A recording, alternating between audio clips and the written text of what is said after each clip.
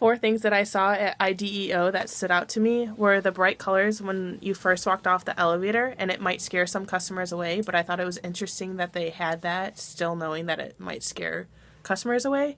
And then also their own touch, it adds for more collaboration and more ease with each other.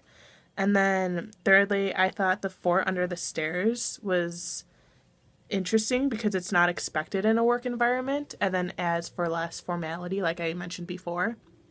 And then finally, the kitchen, it allowed for employees to collaborate with each other in the same area. And we went at 1:30, and even though that's still considered lunchtime, no one was actually using the kitchen area for lunch. They were all using it for collaboration. And then the four things that I heard on the tour guide that I thought was interesting were they added sticky notes everywhere to make it personal.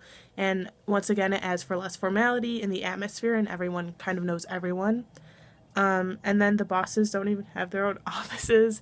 I thought this was interesting because it it makes the interns and the bosses,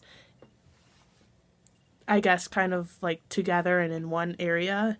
And then that adds for a more open environment. And then every Thursday they are given materials to build specific ideas. It helps the creativity going because it's hard to have creativity and have it span throughout the whole week.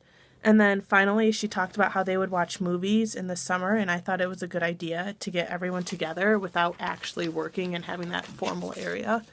And then for the three insights, I have collaboration happens through transparent work areas, and I say that because specifically at IDEO, once again, as we first walked out, it was a transparent area, and so everyone could see everyone, and so not only collaboration but also communication.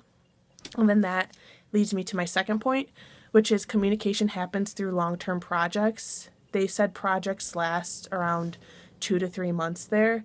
And so obviously when you're working for 2 to 3 months with the same people, you're going to have the communication, which also brings in the collaboration because you're working with so many different people in one area.